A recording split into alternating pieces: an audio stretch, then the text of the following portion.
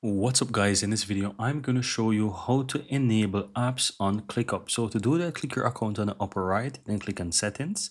Now on the settings on the left hand side, click on App Center. Now here, if you click on all apps on the left hand side, here you'll be able to find multiple apps that you can add. But if you click all ClickUp apps on the lower left hand side where you have all ClickUp apps, you can see those apps that are enabled, and you can scroll down from here and you can enable disable apps. So let's say I wanted to use a default private view, I can turn that on, and as you can see, of course it would have asked me to have a better plan, which is the business plan, but you get the general idea there. And you can scroll down and find apps that are enabled, and you can basically enable disable these applications here. So here is where you can easily go ahead and enable apps on ClickUp.